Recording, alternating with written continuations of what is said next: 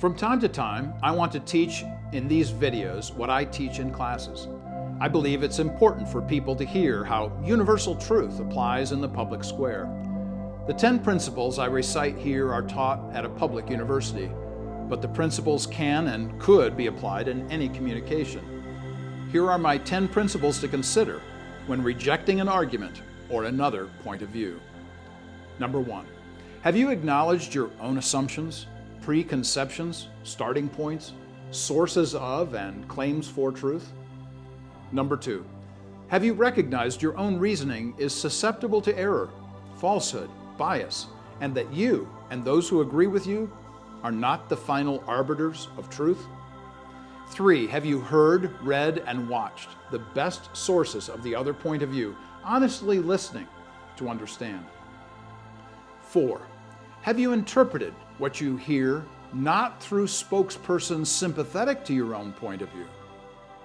Number 5, have you appreciated the best arguments from the other person's perspective, unfiltered by your own prejudice or prior commitments?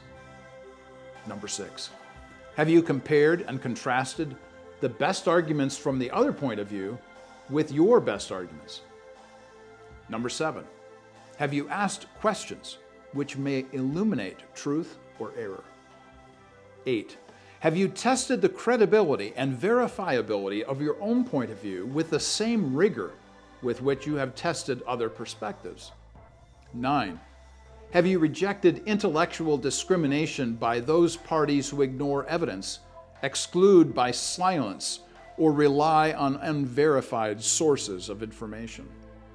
And 10, have you sought a simple, understandable explanation of your point of view, which could be made clear to anyone? You could be communicating with your spouse, boss, friend, or an online questioner. These 10 questions could be a real help toward hearing another point of view. For Truth in Two, this is Dr. Mark Eckel, president of the Comenius Institute, personally seeking truth wherever it's found.